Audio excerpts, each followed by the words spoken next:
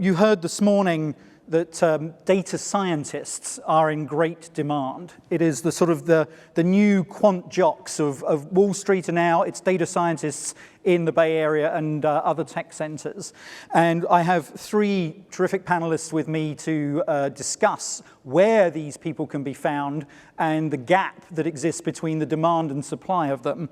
Could I invite my panelists to come on? There's Anindya Ghosh, who is co-director of the Center for Business Analytics at NYU Stern.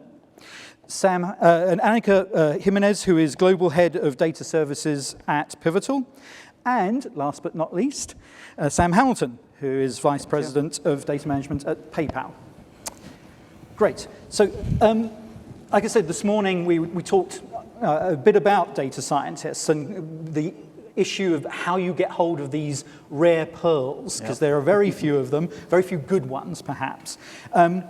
Let's try and, first of all, define what we mean by data scientists, because it's a very broad term. There are lots of people who seem to sort of fit this description. But if I ask you, Annika, first of all, how do you define data scientists? What is it that you look for at Pivotal when you're trying to bring these people in?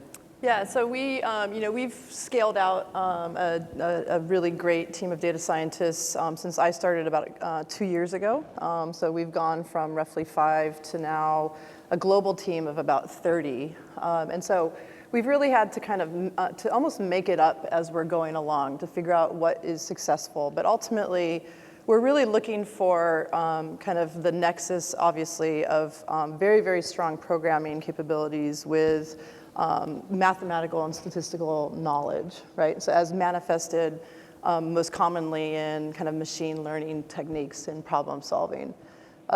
We also, of course, are looking for more than just that, right? So we're looking, because we provide data science kind of in a services context for our customers, we're looking for other things like very, very strong communication skills, people who can actually translate the complexities of advanced forms of analytics to a business audience, which is, of course, one of the very difficult parts of finding great people. We're also looking for people in some areas with deep domain expertise in certain verticals or certain problem-solving areas. So, for example, we might look for people who bring a text analytics background, working in NLP, or we might look for people with a graph analytics background, because we know we need to solve specifically for certain problem areas with that specialized expertise. So text analytics, sort of being able to analyze the semantic analysis and that kind of thing? Yeah, and unstructured graph analysis data and corpuses of, corpus of text. Yep. And Sam, what about you at PayPal?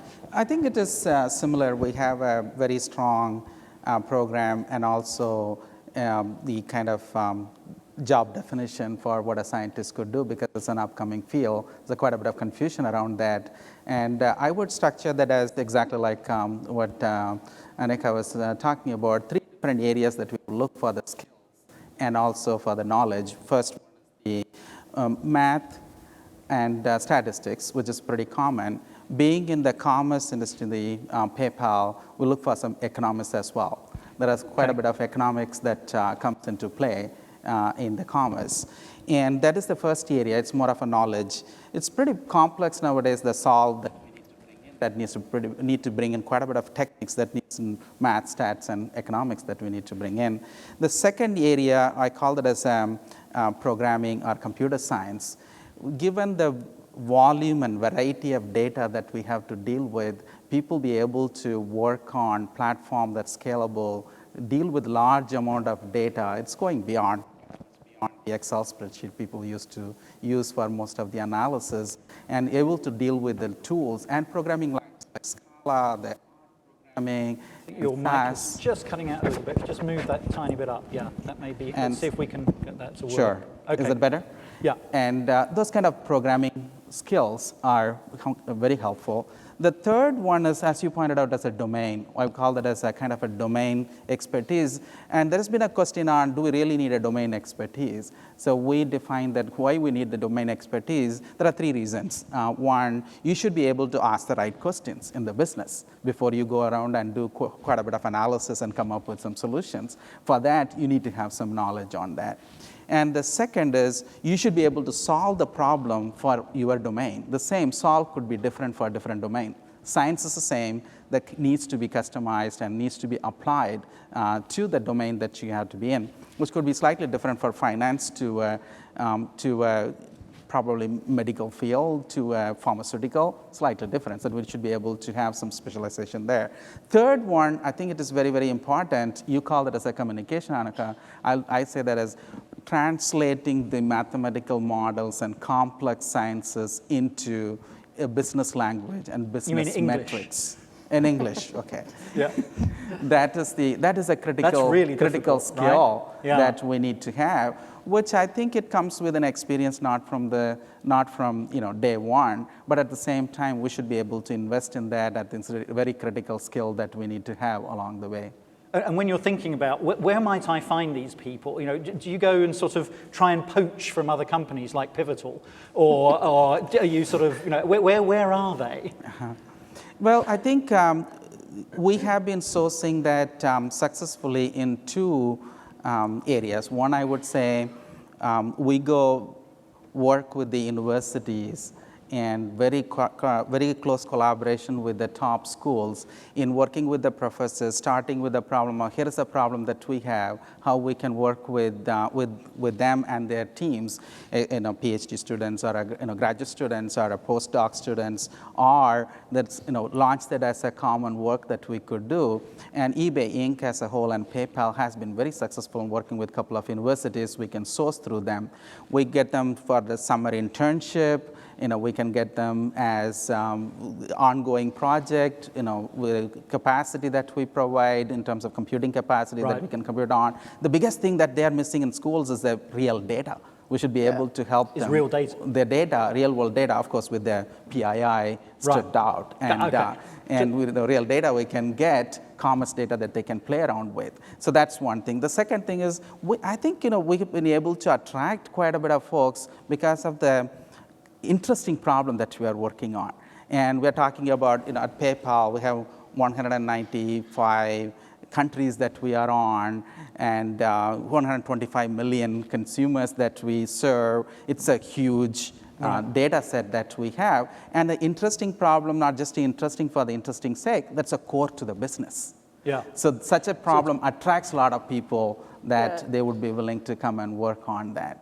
And I think one of the challenges, I think, to date has just been that the academic institutions, and I'm sure we'll hear more about NYU in a second, but the academic institutions are really just catching up to the demand with programs that are kind of tailor-suited to the demands of data science. And until only maybe the last year or so, we've had to find people that wouldn't come from an academic background called data science, and infer out of their CVs a capability to be data scientists.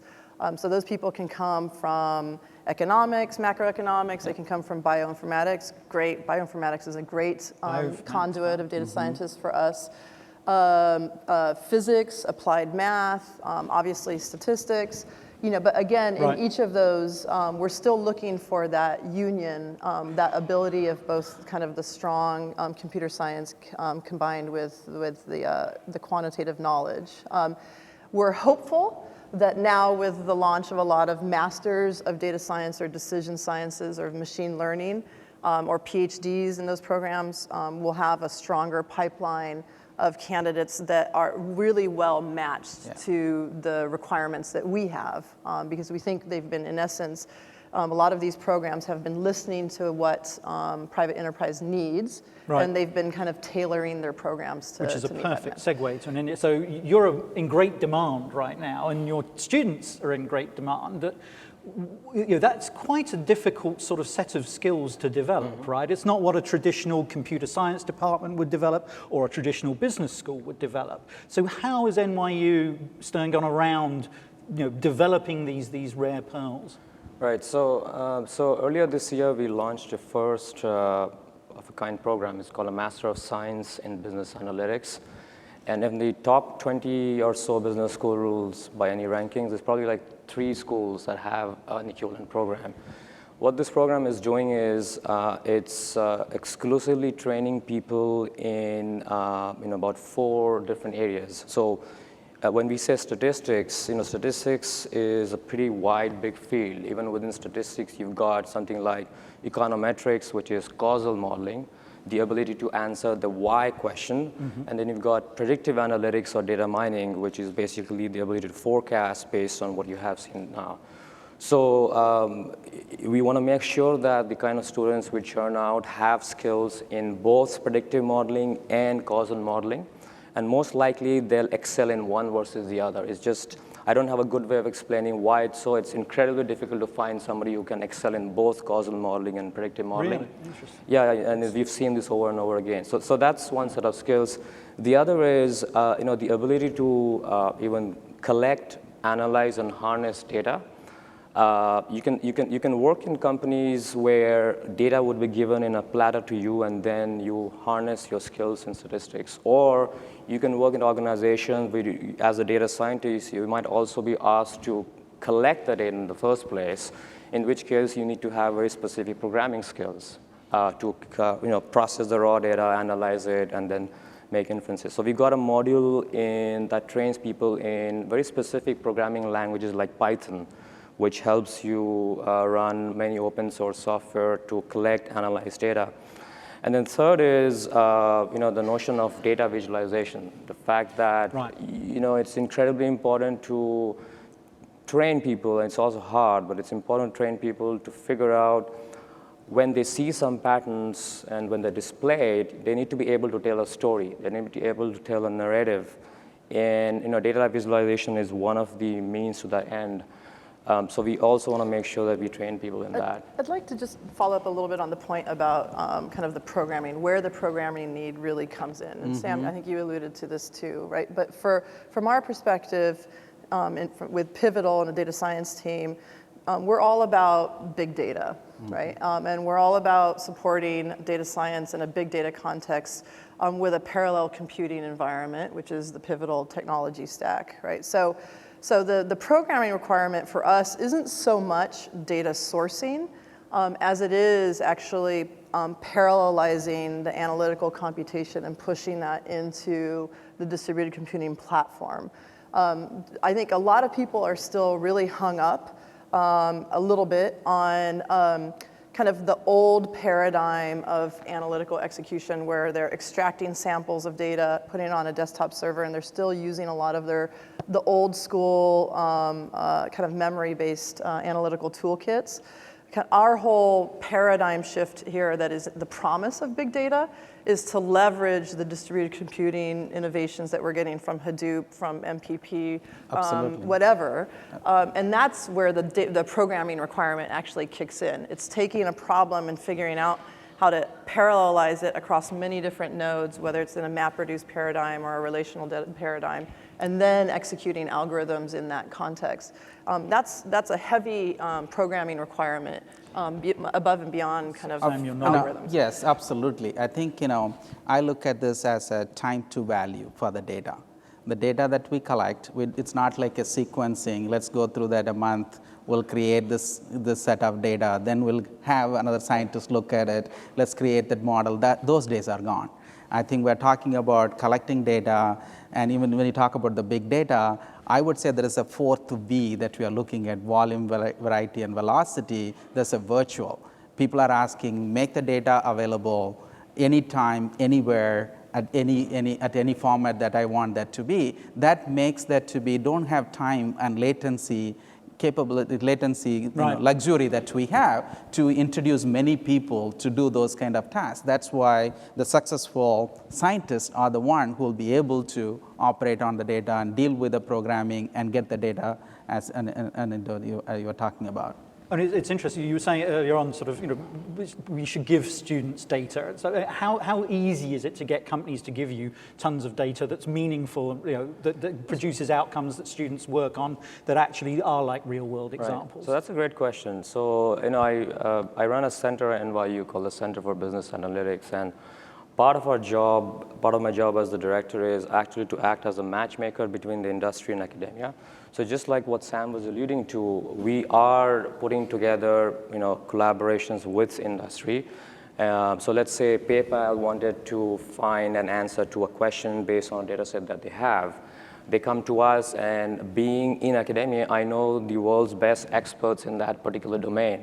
I can reach out to them and say, would you be interested in working on that? So there's some similarities with what Kaggle does, except that what we are doing is we are housed in the academic institution, so it's more secure. There are issues like being in the university cycles, I know who has the domain expertise to be able to answer the question of interest to industry.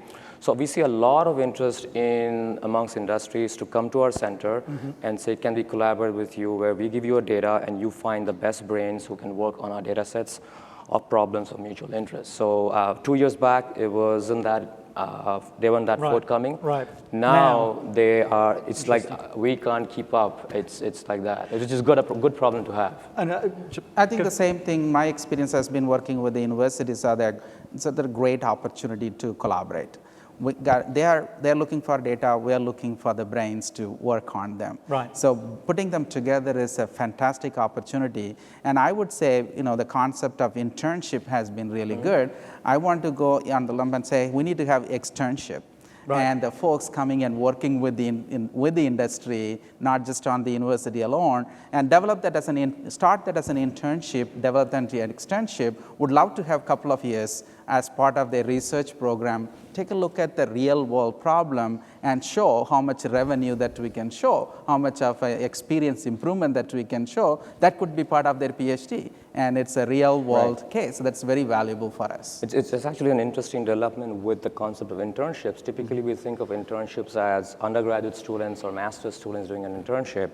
In the last couple of years, we've seen even doctoral programs and doctoral students going for internships coming from New York to Silicon Valley. And it's very actively encouraged now. And because we're the Economist, we should obviously ask the question, how much would I pay to do one of your courses? And how much am I going to get at the end of it when I go into the workforce? I mean, what are you telling your prospective students that they're going to be earning at the end? So, you alluded to this before. The best data scientists of today or a year from now would become like the corn jockeys of Wall Street in the 80s. So we're talking hundreds of thousands, millions? Maybe not seven figures, but reasonably high six figures. And right, I'm off now. That's impressive, wow. But it will take time, and here's why I say this. If you go back to the history of Wall Street didn't realize right away that the best brains to work in their models, econometric statistical models, are not the finance PhDs. It took them about 5 years to realize it's the physicists, the people with PhDs in physics, who then go on to do a double PhD in finance, who are actually the best well-trained.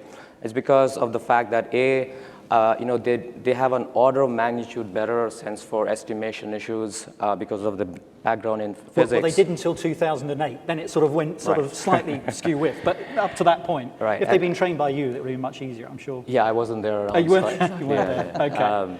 And second, because they have a very good sense for how the system changes when you change input variables. So they realize that it's the physicists who then go on to become finance PhDs. Then they're the kind of people they should hire. I think it'll take about 2 years or so for the industry to figure out who, we all know who the ideal candidate is. The statistician, come programmer, come the domain expert, come the storyteller. But that's ideal. It's probably not going to happen that easily.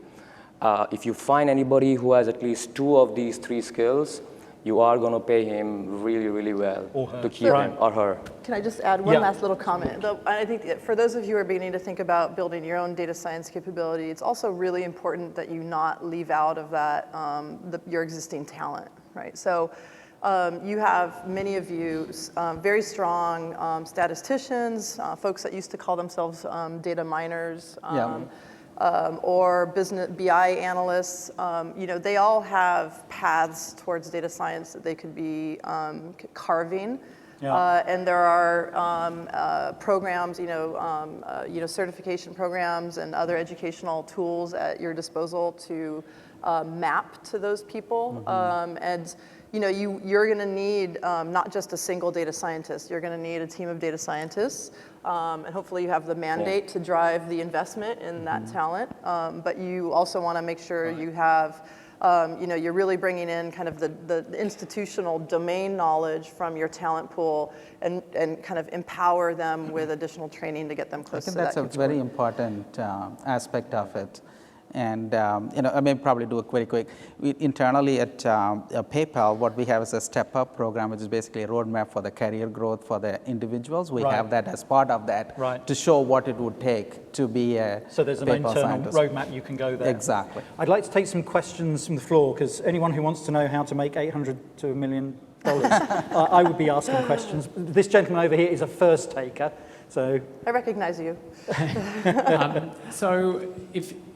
yeah, I recognize him too. Annika, you spoke about looking internally for data science talent, but to the extent, assume you want to bring in talent from the outside. What's the best way to get the limited talent to become interested in your company, first of all, and then secondly, how do you vet that talent? What questions do you ask during an interview process? Yeah, and I should also add, given that we have a great relationship with Kaggle, that there are other creative ways to source talent, Kaggle of which is kind of the leader in that. So from my perspective, you have to show a constant commitment to data science to lure the best talent.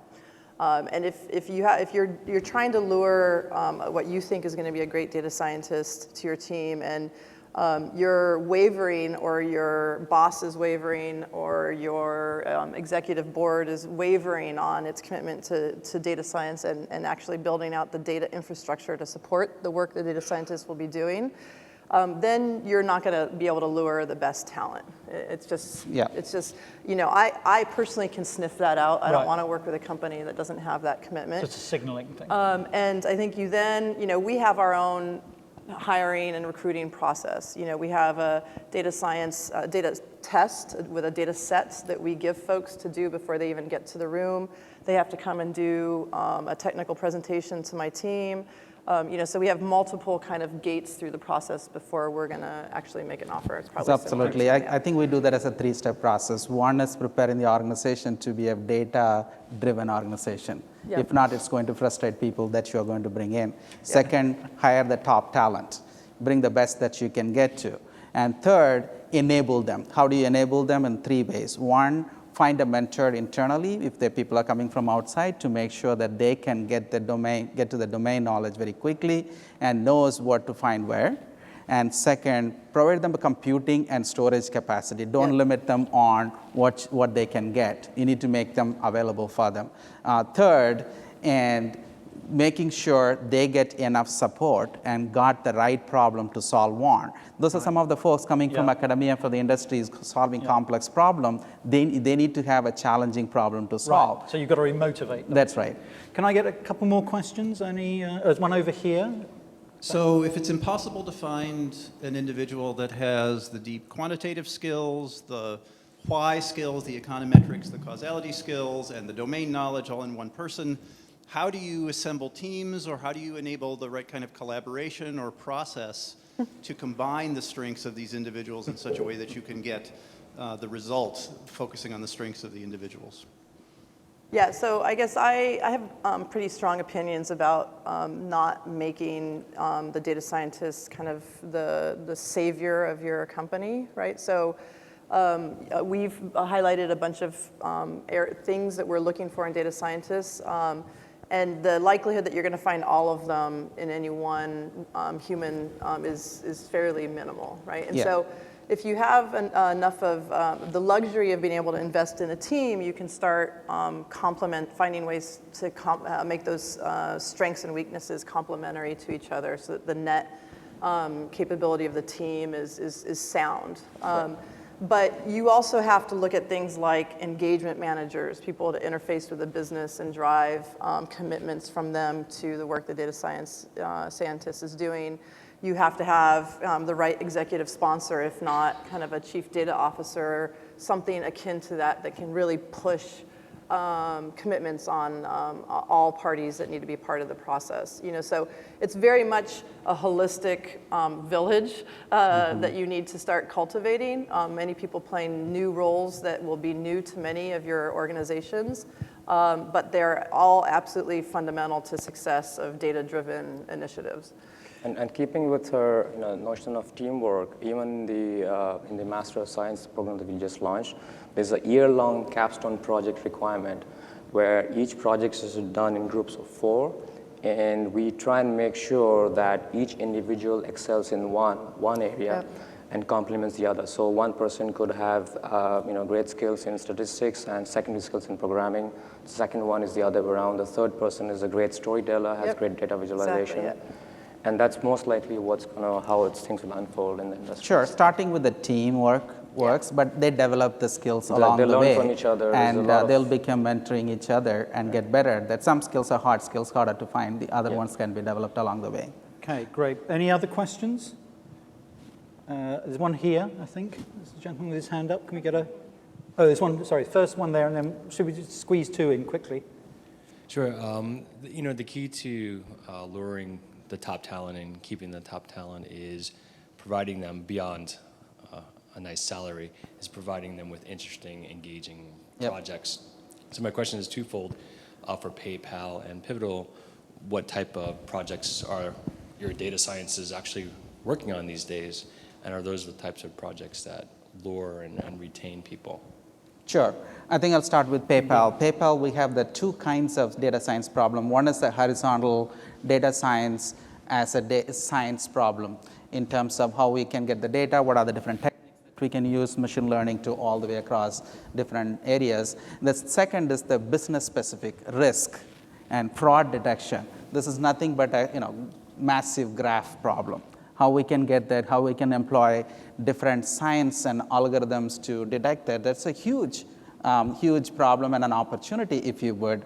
And turning that into scientists are not necessarily predicting and predictive modeling. It's really not the trend curve. Yeah. It's really they can bend the curve and actually shape the future, if you would, for the e-commerce, for PayPal. That's a huge opportunity. We're going to have to wrap. Annika, quickly, just very quickly.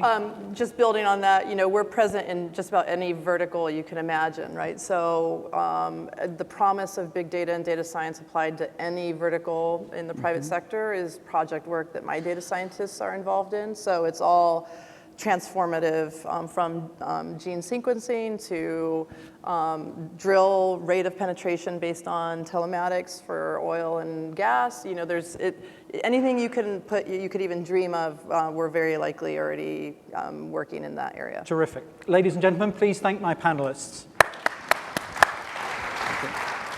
Thank you. Terrific job. Terrific job.